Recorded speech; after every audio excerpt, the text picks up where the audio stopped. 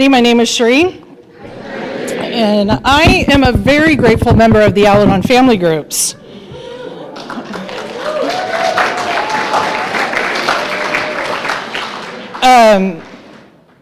Thanks, Matt, for that reading. When he said constant, I thought he was going to say, she's a constant irritation. That didn't happen. And I've always wondered what's going to come out of his mouth next, so I'm still wondering all these years later. I just want to thank the Daves for inviting me to be here over the last couple of years, and with COVID, it's been interrupted at times, and so I'm just very appreciative of having the opportunity to speak. Regarding just recovery, and one of my most favorite topics is the 12 steps of Alcoholics Anonymous, because it has changed my life. And even though I work only in Al-Anon program, we still have the same 12 steps as Alcoholics Anonymous, except for that 12th step. The 12th step, you guys get to work with alcoholics. We figured out that didn't work for us anymore. And so we tried, right? We tried. We gave it our best effort. But we work with others. That's what we get to do. And it's one of my best gifts in this program is an opportunity to work with someone that is struggling with this family disease. And so, I'm just very, very grateful for that. I was teasing with Matt, these guys don't know that I'm not in Alcoholics Anonymous. It's not on the website, you guys didn't get a disclaimer. And so I'm like, are you going to announce it? He goes, no, you get to tell them. So anyways, we've been doing recovery for over 20 years together. We've been coming to events like this. It's one of the best things we get to do is keep each other hostage in the car for 4 hours and come to an event. But for me, it's listening to somebody in recovery to identify what the problem was and how they got better and how they're doing life today. And early on when I was, I had an opportunity to attend a lot of open AA meetings with my husband, I needed that. So if you have an open AA meeting that has friends and families that are allowed to come, thank you for doing that, because for me, it gave me hope. I didn't think that my husband was going to get better. In fact, I knew he was dying. And when I listened to the men and the women, every Friday night, I'm thinking, talk about how they, in the morning, they turn their will and life over to the care of God. I'm like, how do you do that? But look where you're at, and your life is better, and you're still married, and maybe, this might be possible in my life. So you guys gave me hope when I didn't think it was possible. I didn't think he could do it. I didn't believe in him, but I believed in you and the stories and the experience, strength, and hope that you shared in those open meetings. Our date nights used to be the speaker meetings. We're exciting people. We both ride motorcycles. Thank you, Linda. I'm glad I'm not the only girl on a bike. And we would ride Saturday night. Tacoma used to have a Saturday night speaker meeting, and we'd ride in. And we have separate bikes. We stay married longer that way when we're not together. And we don't have mics. People go, oh, do you have mics on your helmets? And we're like, oh, no, we like each other quiet. I think he likes me quiet because I have no problem sharing. But we would go and we would sit there and listen to the speakers and ride home. And so we would get these little doses. I would get these little doses from Alcoholics Anonymous. And I'm always grateful.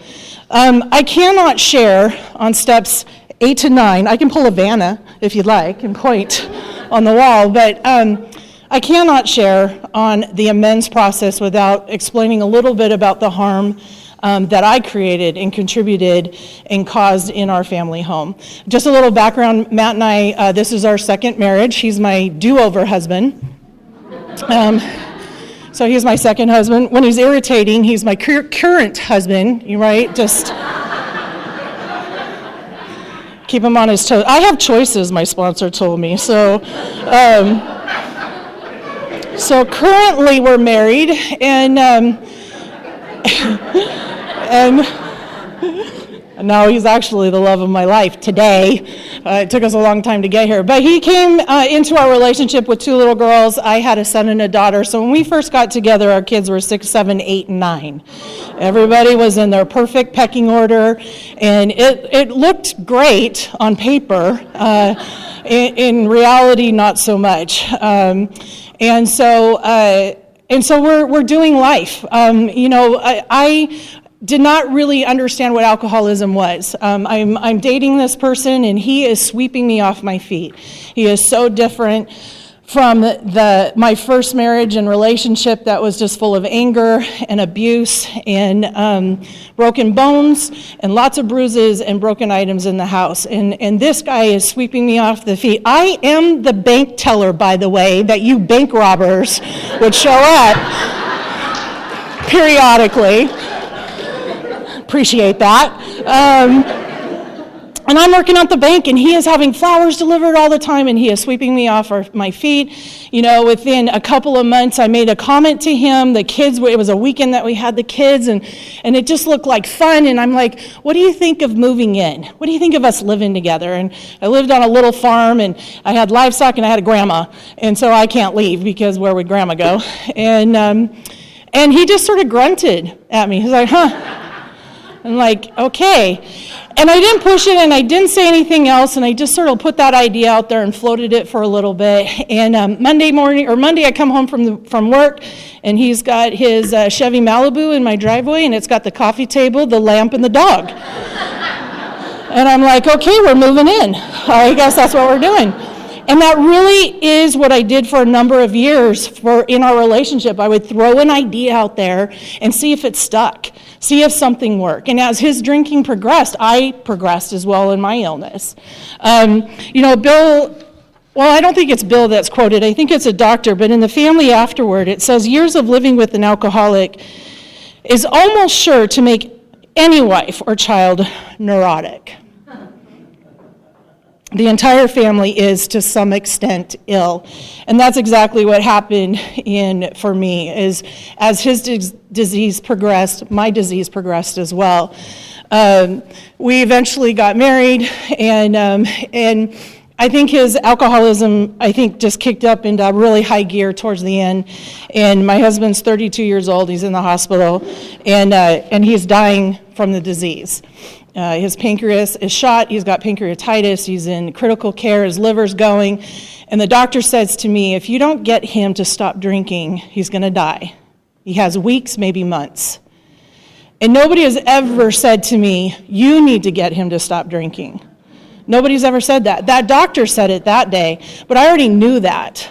I for whatever reason, that idea was already in my head that I needed to get this person to stop drinking so that we can have that happily ever after that I'm looking for, that I thought was promised, right? That huge expectation that I'm putting on him. It's his job to make our life better. It's his job to make me feel safe. It's his role to always be here. And alcoholism is robbing me of my dream. And he doesn't care. He thinks dying at 32 years of age is a solution to him. He's good with that. We were not in unity that day whatsoever about how we were going to progress in our marriage and with his health. Eventually, my husband went into treatment, and I was banking on treatment. And I'm going to read this other quote out of The Family Afterward. It says, the family of an alcoholic longs for the return of happiness and security. And I was banking on treatment to fix my husband. That they're going to cure it and everything's going to be better, and 28 days later he's going to come home and I'm going to have that happily ever after.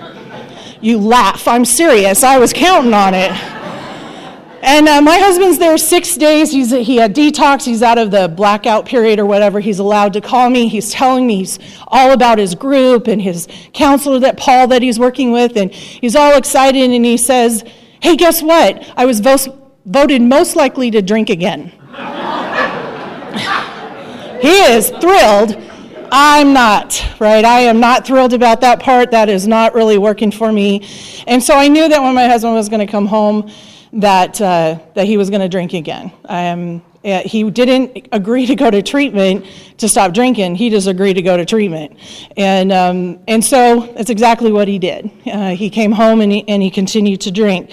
When we talk about the insanity of the disease, my behavior was insane. And I really struggled with step 2 for a while, because I am the manager at my work. I am the manager of our home. I am sort of kind of mostly running everybody's life around me. It does not look insane. It looks sane. It looks manageable. I am in control. don't you see this? And how dare step 2 introduces this idea of insanity. How could that possibly look? And fortunately, I've had great sponsorship in my recovery, and I had a sponsor ask me, was there anything, that you did that never worked? And I'm like, how much time do you have? Because I have an endless list. And for me, it was trying to, my mind, it was the idea of, why can't he just stop? When my husband drank, he drank and never stopped. There was no end date for him. And I usually was the designated driver. I know Carl, shared this morning about being the amateur. I'm the amateur. I tried to keep up, and I just couldn't. I could not keep up with the alcoholic, and so I just finally stopped drinking. Somebody's got to stay sober and drive us home and continue to do life, and that was never an option for him. And so I'm thinking about what is the crazy stuff that I used to do, thinking that I can change the behavior of an alcoholic, not understanding the disease at that time. And I did it all. I have a memory where my husband started drinking 24/7. He was picking up his girls on the way home from work, and he's intoxicated. And I remember the first time he came home, and he could barely walk, and his little girls are in the back seat of his car. And I'm on my knees, crying, saying, if you love your girls, you'll stop drinking. And here's the deal. I know my husband cherishes his girls, but alcoholism is bigger. I said to him, if you love me, you'll stop drinking. And I know my husband loves me, but alcoholism is bigger. I did for months and months and months, I did the trying to talk nagging to death. Maybe you guys have had a family member just like me. Where I'm doing the nagging, right? I'm pointing out everything he's doing wrong, everything he should be doing, how he should be doing it. You're not doing it this way, you should be doing it that way. I am the queen of nagdom, and I am doing it well. And if that didn't work, then it must be the volume. I got to change the volume, because maybe if I'm louder, right? The tone, the look on my face, I got to change something to get him to see. Probably my most notorious insane idea that I had, because I'm a girl with a plan. There was a Thursday night, and he's drinking, and I look at him, and I don't know where I got this idea, but it came from nowhere, landed in my head, and it must work.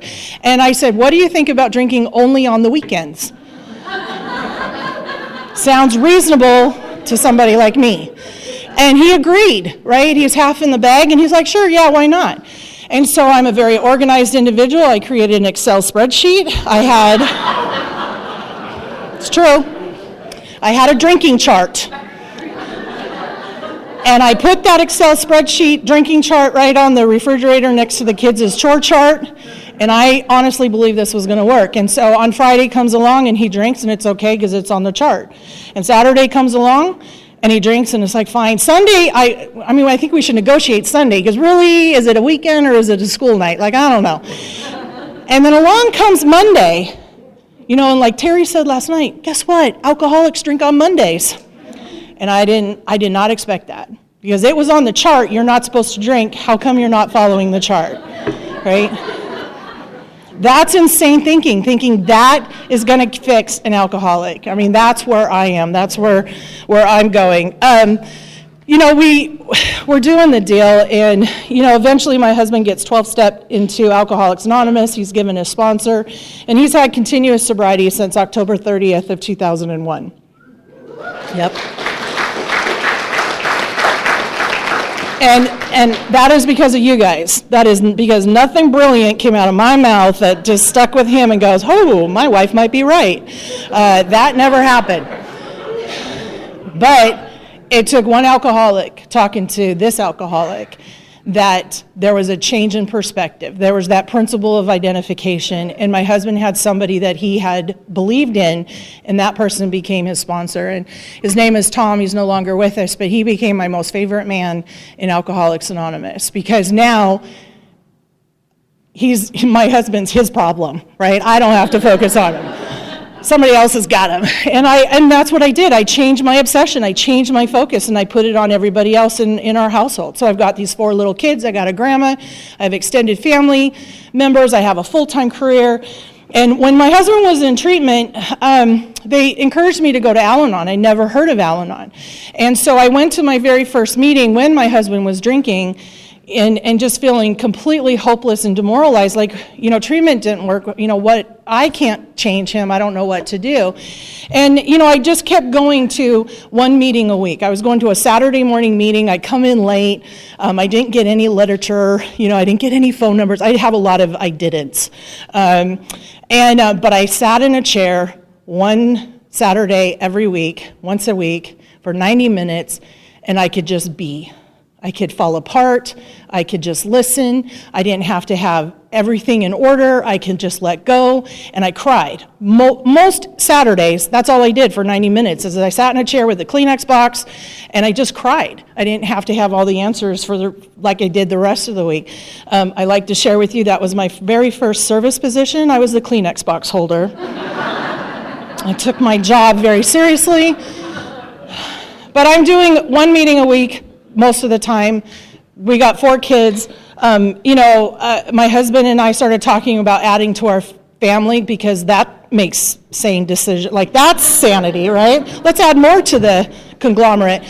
And we ended up getting involved in foster care, which was, I don't know how we landed in it, but we did. And so, that was what I did for a number of years. We were foster parents, and I was able to work part-time and focus on these little kids. And so our first 2 little ones that came to us were 2 and 3 years old, and they never left. We still have them. And so we tell people, he's got 2, I got 2, we bought 2. And it works for us. It's what we do. But I focus on them, right? I focus on these kids. I focus on our goal most of the time was reunification with family members. And because of our involvement in AA and Al-Anon, we could really understand these parents. We were not those foster parents that say, why aren't you getting your act together? We're like, what else can we do to help you? We had a different take on it. And some of my most favorite moments is when that little one got to go back and live with mom full time again. That was our goal from the get-go. But I'm not doing well. I'm not. He's doing great. He's going to meetings every day. He's working with his sponsor. And I am progressing and digressing in my disease of this alcoholism, where I don't have any other tools except what I'm doing. And it looks like anger. It's controlling everybody. It's a lot of bossing people around. And I took my role as mom really, really seriously, almost too seriously. And what I didn't realize is how that was affecting our kids. When our oldest daughter, my oldest stepdaughter, was 13 years old, she got kicked out of her mom's house. And she came to us, and now I'm very aware of this child of ours. She's 13 going on 30. And she doesn't want to follow any of the house rules, and she doesn't want to listen to me, and she doesn't want to, pretty much you say something and she's going to do the opposite. And it's game on. Her and I are just head to head every single day. And I'm just getting angrier and angrier because I'm losing control of my home. And it's feeling awful, and I'm behaving awful. And there was a moment where she created this situation between her parents, and I found out about it, and I lost it. Like, that was my done. Like, I'm done. And I went to my husband, and I said, either she goes or I go. But I'm not going to do this anymore. And, we're not good in early sobriety. We're figuring it out. In fact, I'll be honest with you guys. The first year that my husband was sober, we fought more than we did when he was drinking. And it's all his fault. And I'm going to tell you why. My husband is a quiet alcoholic. He likes to sit on the couch, and he just likes to drink, and he wants you to leave him alone, and he just wants to be quiet. My husband stops drinking, has founded an opinion, and is willing to share it every day.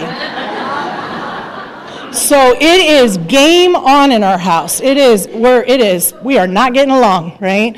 And so I put this ultimatum down. I throw it down, and I'm like, she goes or I go. And I left for the weekend. I went and stayed at my mom's. And during that time, he met his sponsor. He met another trusted friend. And he made a decision that his daughter was going to get kicked out of our house at 13 years. And at the time, I didn't care. I didn't care how that affected him. I did not care how that affected her. All I wanted was that illusion of control one more time in my home. And it's like, okay, we're going to get back to what I can do, what I can manage. And she's the problem. 13-year-old, right? And of course, can you guys imagine? That didn't help the marriage. And he's not good with her, and I'm totally not good with her, and he and I are not really great with each other either. And he has a sit down with his sponsor, and for the first time in a number of years, he's like, I want to get a divorce. And I don't know what his sponsor said, but that's why Tom's my favorite person in Alcoholics Anonymous. But he gave us a suggestion, and this is what I love about Alcoholics Anonymous and what I've learned and continue to practice in Al-Anon is that this is a program of action. And nothing changes if nothing changes. And Al-Anon has this wonderful pamphlet called The Merry-Go-Round Named Denial, and it talks about we all have a part in the play. And until somebody changes their role in the play, nothing changes. And that's what was going on in our home. Nothing was changing. We're all playing this really unhealthy role. And his sponsor says, well, here's a suggestion. Let's take an action and see if something changes. And there was two things. One, he wanted us to meet in the morning and do a devotion or a prayer or just chit-chat. And there's a challenge with that suggestion because, one, I am not a morning person. And he wants us to get, up in the morning and either do one of the Al-Anon daily readers or the AA 24 hours and let's get together. The other challenge to that suggestion is that my husband doesn't talk. He grunts, right? And so we're having, that was a difficult moment every morning. It was like, are we going to get along? Are we not going to get along? Are we going to read? Are we going to pray? It was roll the dice. We'll figure it out. The other thing he suggested was that we go to concurrent meetings together. And that's what we started doing. The Buckley Friday night became my home group, and Al-Anon was upstairs, AA was downstairs. We'd fight the whole way to the meeting and go our separate directions. And I'd walk into those meetings, and that's where I started identifying for the first time. I don't know why, maybe it was just that willingness that I'm ready to hear what I'm supposed to hear. It's a God shot, whatever it is. But there was women that were talking about how they love the alcoholic in their life and how they're powerless over the disease, but they have choices and there's solutions and there's tools here. And I this is me. I'd come into the meeting on Friday night and they would often call a topic. What should we talk about tonight? And I'm one angry person, and I walk in and I go, let's talk about anger, resentment. And they'd smile at me, and they're like, oh, Cherie, that's good. Okay, so we're going to talk about acceptance tonight, and I am the Friday night entertainment, folks. Like every Friday night, I'm coming in with what am I bent out of shape about, right? That was what I wanted to be the topic. And those members in the meeting taught me how to focus on the solution. And the solution is in our program. It's in the steps. It's in our literature. And that's what I started doing. I was encouraged to get my sponsor. And again, my husband, it's his fault. We're doing this regular meeting. I'm actually doing 2 meetings now a week. And he came to me one day, I'm sure we were fighting, and he says, is Al-Anon's not a real program. Like, you guys aren't like serious. And I'm like, well, yeah, we are. And he goes, well, what do you guys do? And I'm like, and I barely know, but let me tell you, because the know-it-all comes out of me, and I'm just like, well, we read the steps, and we read our literature, and people share, just like you guys do in your meetings. And he says, well, it's not life or death. I mean, he is just going at me, like picking it apart, and he doesn't know squat, I don't know squat, but we're fighting with each other. And he goes, well, it's not a life or death program for you, is it? And I looked at him, and I said, well, you're still alive.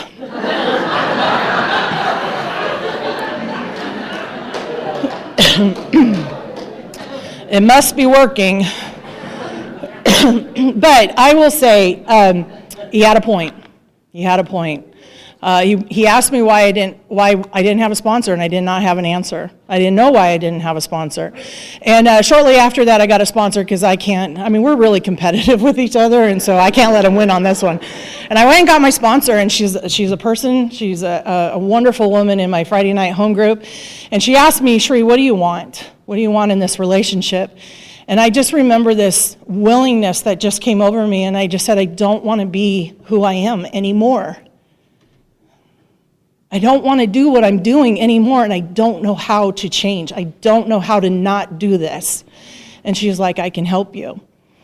And she gave me my first reading assignment that night. She told me I needed to read the first 164 pages of the Bigbook. It's not a typical Al-Anon assignment. I'm just going to share that. But that's what my sponsor asked me to do. And it's not the first time somebody's asked me to read the Bigbook. When my husband was really newly sober, came home from a meeting, hands me his Bigbook and says, you should read this chapter to wives.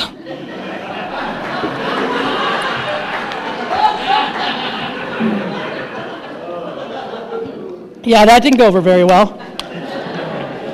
But here's the difference. My sponsor, the magic words, my sponsor asked me to read the first 164 pages, and that's what I did. And I met with her every Wednesday at 11 o'clock, and my life changed because I had a person taking me through the 12 steps of Alcoholics Anonymous, explaining what the principle is, what the idea is behind it, what the intent is, how I can start applying it to my life, how I can start letting go and surrendering to a God of my misunderstanding.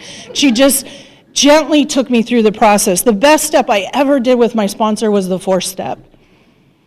And in the Bigbook it says, and I'm quoting here out of different sections, on that inventory, it doesn't say, what she taught me was that that I'm not supposed to look at my part. It doesn't say in the book, where's my part? What it says is, where are we to blame? When we saw our faults, we listed them. We looked for our own mistakes. We admitted our wrongs. And she explained that if I were to sit and look at a relationship or a resentment, actually, and say, well, what's my part? It implies that somebody else in my life has a part as well.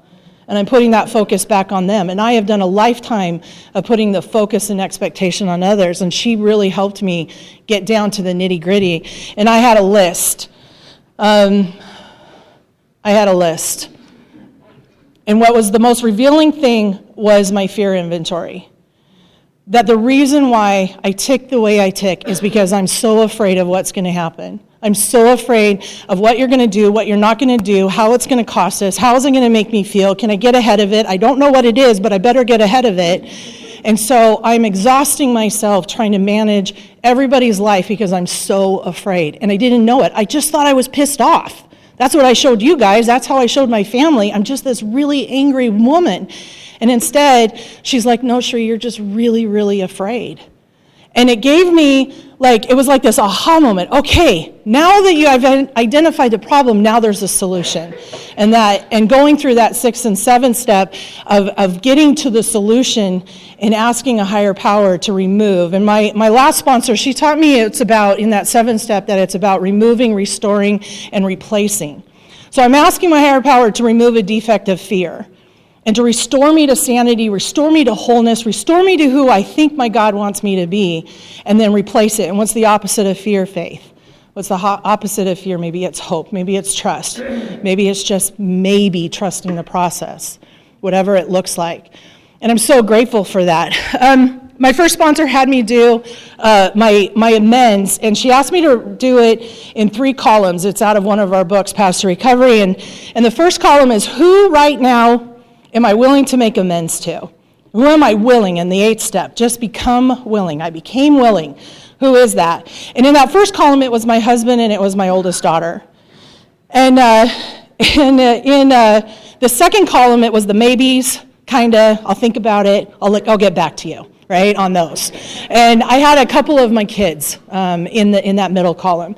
And then in the last column, it was hell no, never gonna happen, right? Those people that she pointed out I possibly could owe amends to, but there's no willingness in me whatsoever. They are gonna stay in that 3rd column for whatever it is. And during this time, things started changing in our relationship as I'm progressing through these 12 steps with my sponsor. My husband and I were introduced to the traditions in relationships, and there's this wonderful couple in Alcoholics Anonymous, Dave and Polly P. And they used to do it in California. They used to do these relationship workshops, and we got wind of it. And my husband has a degree in business management, aka delegation, and he says, go find them. And I did. I tracked them down. They lived in Blaine at the time, and they invited us to their home, and they spent a whole entire day with us. And Dave's running back to his office all the time, and he's printing out all of these papers, and they're going over and they're explaining how to do it. And my husband and I, we came home and we started applying those traditions in our home and in our marriage and in our life. And what it looked like, because we don't do anything alone, we invited other couples in the program. Doesn't matter which program, you just got to be in a program of recovery, and you had to have done a 5th step with your sponsor. Because as we go through these traditions, each one of them, we have to inventory ourselves. What's my attitude? What's my behavior in this tradition? Am I working that principle? And this is what we found out. Tradition 1 talks about unity, what's good for the group as a whole.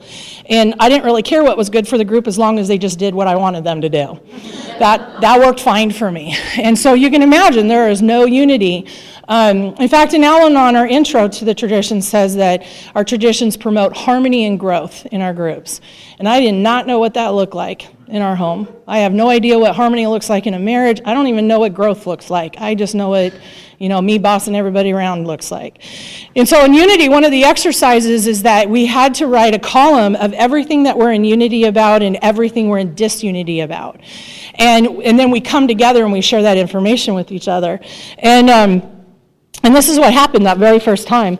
We had to be really specific. Like, it's about where we live, what our jobs are, who's living in our home, what cars we're driving, what's the money that we're making, how are we spending our free time, kids 1 through 6, not just kids, we had to number them.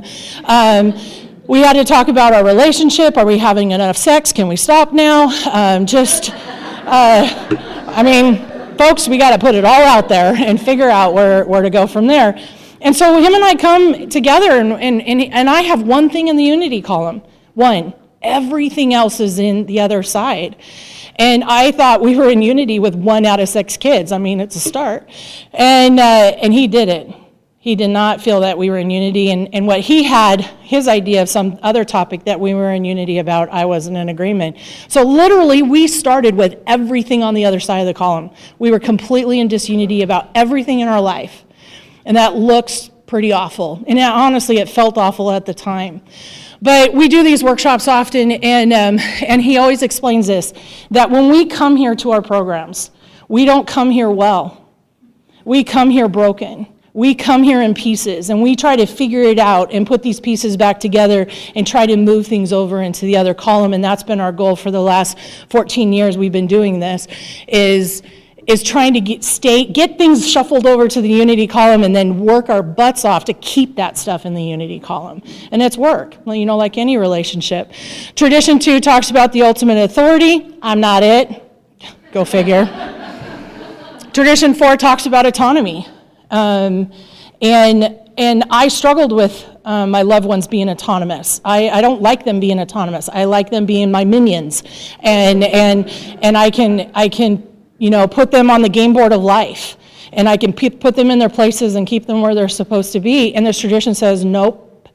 As your children are growing into adults, it's hands off.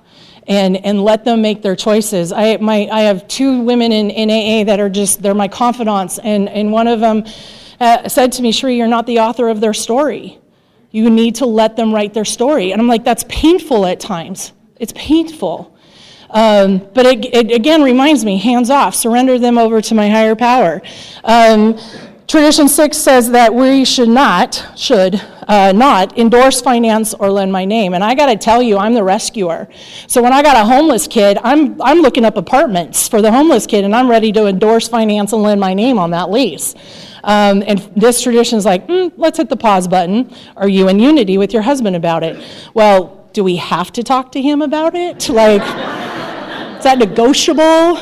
Because one more time, fear is running the show. Fear is just right there going, oh, but what if? What if you don't find her housing? What if this happens? Do the what if game. It's a scary place to be. Tradition 7 is talking about being self-supporting. And, the challenge is not only letting my adult children be self-supporting, but I got to figure out how to be self-supporting for myself. Am I emotionally, mentally, physically, spiritually supporting myself? Or do I have an expectation on somebody else to take care of me? That if they're okay, then I'm okay.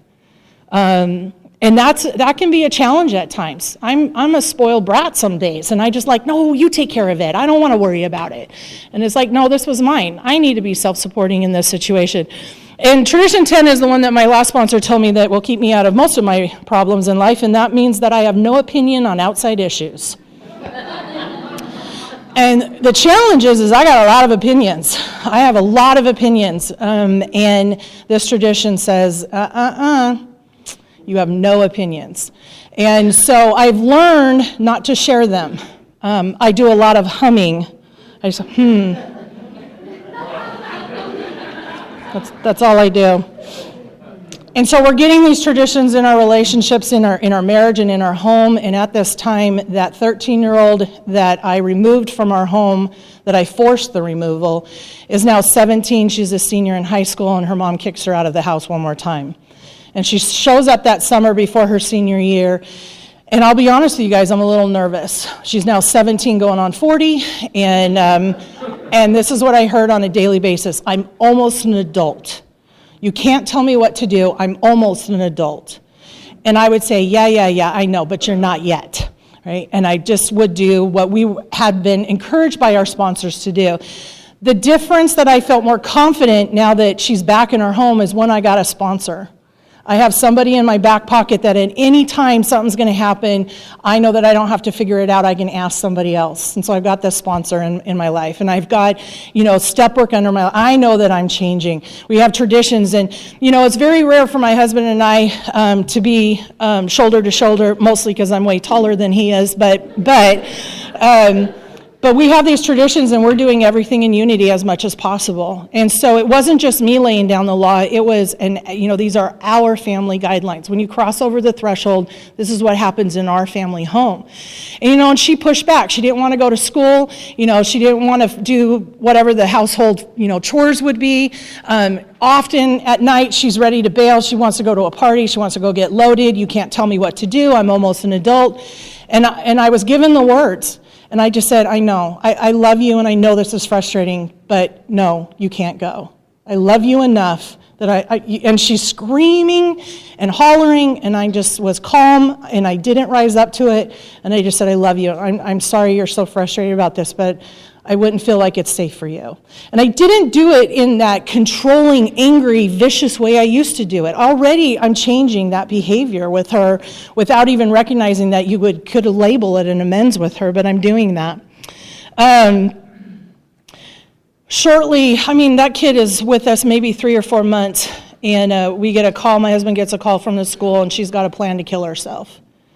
And my husband calls me up and tells me what's happening at the school. He's on his way to go get her. He says, can you figure this out?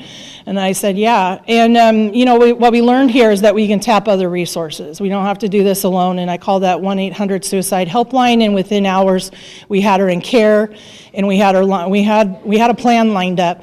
My husband's plan was to duct tape her to her room. And that was a solution for him. And I was like, well, we just got to do this one day at a time. And it was a scary, scary journey for us.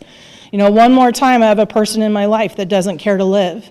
And I am powerless over whether that person's going to live or not. And there's nothing that I can do that can make a difference and make it change except what I've been taught and what my sponsor's encouraging me to do. She told me to go to more meetings because I'm freaking out. And so I went from 3 meetings to 5 meetings a week. And I was talking about it in my groups. I was talking about it with friends that I would call on a regular basis. There was a night where my husband calls me. He's out of town quite often. And he calls me and he says, she's in a really bad place. Can you call her? And so I call her, and she's just sobbing on the phone. I can't even figure out what she's saying. She's crying so hard. And she just kept saying, I don't want to do this. I want to end it. She's making those phrases come out. And then, because she's a sarcastic little shit, she says, so what are you doing? And I said, well, I'm making dinner. And let me tell you about my day. And I started just talking to her and telling her about my day and how I took the kids to the dentist and what they got out of the prize box at the dentist. I am just rambling, right? And eventually she says, Cherie, I'm in the driveway. And we have gates on our little farm. Grandma lives there. We live here. Cows are in the back. It's a gated community. And And she says, I'm at the gate. And I said, come on in, kid. And as soon as I hang up with her, I call him. And I said, she's home. And he just broke down sobbing. And I did not know that my husband was as afraid of losing his little girl as I was. And that became very relevant. He's as afraid as I am over somebody, whether they live or die. And, thank goodness for good sponsorship. Thank goodness for what we were in the middle of our programs, because we were able to survive that senior year. And what it did is we just kept doing what you guys taught us to do. Just love the person where they are. I don't have to like what's going on, but I'm just going to love her where she's at. And then I'm going to reach out for help when I need it at that moment. And so, when I get to this amends list with my sponsor, and in the book on page 83, the part that Matt read, it talks about there may be a valid reason for postponement in some cases. And this kid was one of my reasons for postponement. The season that she was going through and what I had gone through and her dad had gone through, it needed the right time. And my sponsor had always taught me that God's going to bring it about. Just be patient. And so fast forward a couple of years, she's 19 years old, she's in trade school, and my sponsor says, hey, how you doing on that amends list, on that 9-step? Do you think there's time to address some of that? And I'm like, yep, absolutely. And I send her a text, and I said, hey, I'm on my 9th step, and you're top of the list. And I know my kid, and I know she's thinking, damn straight I am. I know that. And, our kids grew up in AA and Al-Anon, so they know the drill. And I just said, can I make an appointment with you? And are you willing to talk with me? And she said, yeah. So we met at Starbucks, and I went over the list that I had worked out with my sponsor. It was a very safe list, and I only owned my part. Where am I at fault? Where am I to blame? And I addressed that, how the things that I had done, the words that I had said, the tone in my voice, the volume in our home, that was on me. Because she is a little 13-year-old girl who's affected by this family disease, and she is acting exactly how a little 13-year-old should act. That has an alcoholic dad, has the mom that she has, and then has me, the crazy stepmom, right? She's acting exactly how she should be. And instead of understanding that and having compassion and awareness, I'm blaming her for her actions. And so at this time, I'm owning it. This is me. I was wrong. You didn't deserve any of that. We went over other stuff in the list. I brought up stuff she forgot. She brought up stuff I forgot. It happens. She's crying, I'm crying. We're stealing all the napkins off all the other tables. It was great. I'll never do amends at Starbucks ever again. Not going to happen. But here's what happened. Something happened. Taking that action, something happened. There's a line in one of our little spiritual books that says, knowledge without action is a fantasy. And because I know that I need to do something different and I don't do it, I'm still living in that life of illusion, delusion, denial, and nothing's going to change in my relationship with this really difficult child of mine. But I was willing to sit down, and thank goodness she was willing to sit down, and I owned my stuff. And I said, what do you want out of this relationship? And she says, well, can you just check on me every now and then? And that is a gift that I cannot tell you how big that was. Because she could have slammed the door in my face and say, I don't want anything to do with you ever again. See ya. Peace out. And she didn't. She left a little crack open. And she gave me an opening. Just check on me every now and then. And so I do. From that moment on, I'm sending her text messages. She gets her degree or certified or whatever to do hair. I am in her chair letting her dye my hair every 6 weeks. Every 6 weeks. I did not get the friends and family discount at all. Not going to happen. But it gave me an opportunity every 6 weeks to sit in her chair and let her color my hair, and we got to talk, and she would tell me about what's going on in her life, and we would gossip about the family members, because that's always fun, and we just got to chill like two girls, in the salon. And as years went by, she went through some pretty big adventures, and I became that safe person in her life, where she would call her dad, ready to rant, and he's like, oh, no, you got to go call Cherie. Like, wrong person, go call the other parent. And she called me up, and there was a moment where she was getting married to husband number 2, and her mom is just losing it, and saying some pretty awful things about her husband. Her husband is 26 years older than she is. Yeah. And people had some opinions about it. I didn't. I have no opinions.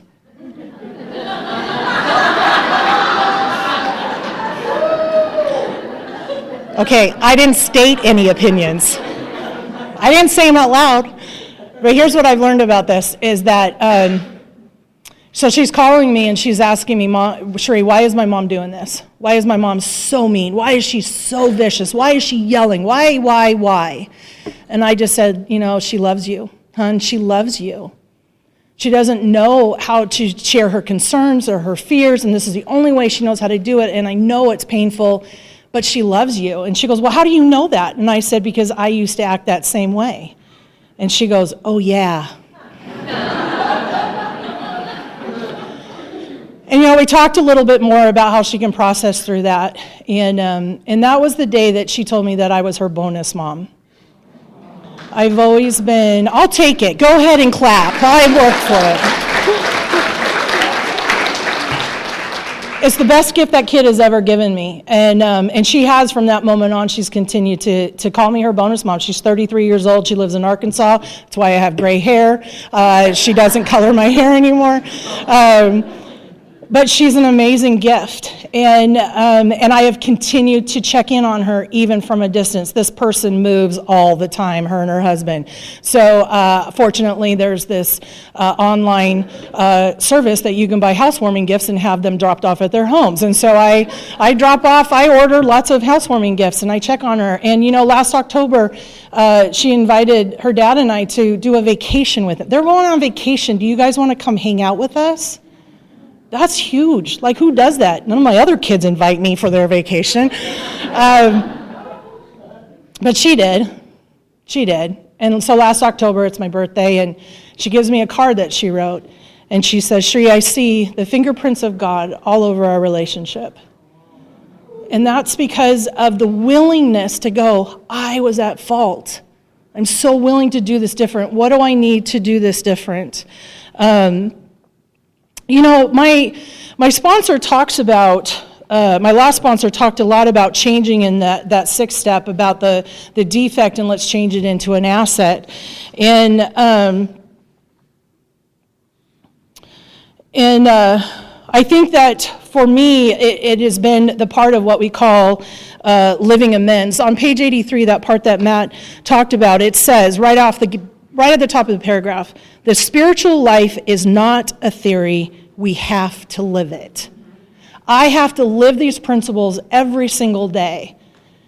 And by example, right, my kids have learned and my husband has learned that I become more of a safe person. I've become more trustworthy compared to who I used to be. I unfortunately educated my kids that they couldn't figure out their own life solutions. I got it. I'll take care of it for you. No wonder they've struggled in life. They doubted themselves. They criticized themselves. They look at me crazy now when they're like, what do you mean you're not going to take care of it? Like, I have to do it on my own? But the word amend, just the word amend, the definition is to change course or direction. It says to modify for the better. I want to be better. I don't want to do life anymore the way it is. I've had the opportunity, as I've gone through the last several years of recovery, addressing some of those people on my list, that second column, that third column. I really wasn't clear about how to do amends with some of my kids. And even to this day, not to step into 10, but even to this day, I get an opportunity to go, wow, I see where I need to make amends. Something comes to the surface, something comes to the light, and I get an opportunity to modify my behavior for the better and show that through my actions. I have to live it. Those folks in that third column, when hell freezes over, am I ever going to, do amends with them? My sponsor really encouraged me not to do a face-to-face amends with my ex-husband and his parents, because it would not be safe for me. For a number of years, my ex-husband I've had a restraining order against him, and our marriage ended because of an assault charge, and I was in the hospital, and he was convicted of assault. And so it's just safe. Part of my amends has also been not to fight with him over the years when our kids were growing up. And so I've never had the awareness or the nudge that I'm supposed to sit down and say, I have a part, my part, where I am at fault, where I am to blame in the demise of our relationship and what happened those 10 years that we were married. It's scary to think about. It's even more scary to think about having a conversation with his parents. They make my stomach hurt worse than he does. And so I've never had it like present, like, oh, you need to sit down and do this. But this is what happened. 2015, my oldest son is getting married. He wants to do it on our farm. And so for 3 days, I have to be around, my ex-husband, and I got to be around his parents. And, Friday we're setting up for the wedding. Saturday's the wedding. It was the most fun thing ever. Sunday we're tearing down for the wedding. And Sunday, my ex-husband comes up to me, and he's emotional, and he's crying. And he says, thank you so much for being so gracious and kind to my parents. Thank you so much for what you did for our son. Thank you. And I'm looking at him like, well, yeah, I'm a nice person, right? Like, that's like a really crazy thought, but he doesn't know that person. He knows the old me. He knows the person that his parents could never do anything right. He knows a really unhealthy, unwell, old me. And through my actions, through my son's wedding, I got to do living amends. I got to live it out about that I am gracious and kind and compassionate. I won't talk to you, but you're welcome to be here, right? And I didn't even see it at the time until my sponsor pointed it out. Just recently, a couple of things have happened with a couple of my other girls. Matt's youngest daughter and I have never really had a great relationship. She's the kid that likes to make up stories, that likes to point the finger, and I used to be so defensive of it and reactive to it, and it just was safer not to be in a relationship with her. She was good with it. She didn't want to be in a relationship with me either. But over the years, I continue just to do what I do, right? I try to just be loving where she's at, be compassionate. I'm here if you need anything. What can I do to help? I just participate in her life, however she's chosen to let me in, right? Whatever little crack she opens up, I will step through it and try to behave in a safe manner for her. And a number of months ago, she reached out to me, and it was the weirdest text. She says, I'm so sorry to bother you, but can I call you? And I'm thinking, why does she think it's a bother to call me? Well, here's the weirdest thing. She's never once has ever reached out to call me or asked me for a conversation. And that day she did. And she was struggling with her husband's drinking, and she doesn't know what to do. And, can you help me? Or what do you think I should do, right? And I have no opinion, and I'm just like, you're going to figure this out. One of the best gifts I learned in Al-Anon was to tell my kids, I love you, and you've got this. I love you, and you're going to figure this out. I love you, and God's going to show you the answers for this. And they look at me like, why can't you do it, right? But that's the message I've been giving for a number of years. And so I'm sharing that message again for her. I said, I really think God's going to show you what to do. I get off the phone with her. Her dad walks in the door from his home group, and he goes, did she call you? And I'm like, yes, she just called me. He goes, did you tell her about Al-Anon? And I'm like, no. He goes, well, why not? And I'm like, that wasn't the purpose of the call. That never came up. I never felt nudged to say, hey, you want to go to a meeting with me? I didn't. The next morning, I did send her a text, and I said, if you'd like, I have some information. I'm happy to send it to you about Al-Anon. And 2 days later, she showed up in my home group. And the coolest thing about this amends that I get to do with her is that I am hands off and loving her right where she's at. At that, our daughter is pregnant at that time with her first child, and in the meeting in my home group, there's 2 other young ladies that are expecting as well. And those moms globbed onto my daughter, and I didn't have to do anything. They took her over to the literature table, told her what books to buy, told her to go to other meetings. They gave her phone numbers, and I just got to be there. I got to be a member in my home group and watch my daughter get loved on. And through the last several months, when she sits in my home group, I get to talk about my insanity. I get to talk about being powerless over somebody that I love. I get to talk about the solution is in a relationship with a higher power. I get to talk about how that we can set boundaries and limits, and that I was so wrong in how I used to behave with my children. I want to be different. My daughter's hearing this for the very first time. And it never occurred to me that this was maybe God ordained, right? God's will. And because I'm just doing what I know how to do, and that's to show up at a meeting and share the message. And that's what I do. 2.5 weeks ago, she had that little baby. And every day, she had that baby early, 6 weeks early, and every day we've been texting. And she sends me pictures almost every day. I get pictures her dad doesn't get. And winner, chicken dinner right here. And they got to bring the baby home yesterday. And it was we got to congratulate. We got to show up how they let us. Can we bring you dinner? You know, they're in the NICU. Can we bring you dinner? What do you need? Is there anything that we can do for you? And that's part of how I just do that changed behavior, a different course, a different direction with this child in my life. And then I have a daughter. That's my little girl. My little girl is 6'1". She's 29 years old.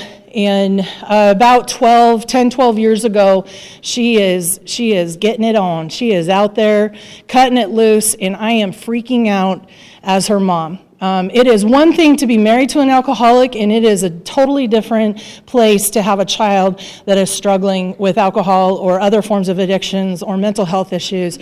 It's just different. I'm glad I had 10 years under my belt with him, but I needed more because there's nothing I can do. And I'm scared to death of what's going to happen to her and the choices that she's making. And so I started a parents group in Puyallup and on Thursday nights, which is now my home group, but because I needed to be around other parents, because I need to hear a message of help and hope. I want to rush in and rescue, and I want to sweep her up and take care of all of the problems, and I want to tell her I'm really unhappy with her. I want to share a lot of opinions, and instead I am just staying focused. I got very active and very involved in service. You can ask my husband. He thinks I'm over-involved in service at times, but it kept me in the middle instead of obsessing over a person that I love. I was speaking at a panel at a treatment center. Actually, it wasn't a panel. It was just me. But I'm at a treatment center. And it was actually to the clients in the treatment center, and I'm talking about how as a family member I'm affected and how my bad behavior isn't intentional. I want to help. I want to love you. It just comes across this way. And I shared in this room that I have a daughter that's 19 years old, and she's in Vegas right now, and I'm slightly freaking out. So instead of freaking out and calling her all the time, and I want to turn the GPS on and I want to monitor her, I'm here. Right? I'm here. I'm doing the deal. And I didn't know it, but a couple hours later, my daughter calls me, the one in Vegas. She goes, "Mom, were you at a treatment center today?" I go, "Yes, I was." And she goes, "Well, my friend was there, and I think he thinks that you were talking about me." And I was like, "I didn't say your name. Like, I totally did not drop names here." And she goes, "That's okay. He just told me that you love me really, really much, Mom. That you really love me." And I'm like, "Okay, good. All right, that's good. We did that." And this kid has figured out her own journey. At 24 years old, she called me. She goes, "Mom, I sort of feel like I'm an adult now." And I'm thinking, "You're 24. Like, this has been going on for a while here." And I do that. That's great, babe. That's great. This is a kid that's been in domestic violent relationships. She has been almost homeless. She has lost jobs, gotten jobs. She has had lots of fun opportunities for me to practice the principles of this program.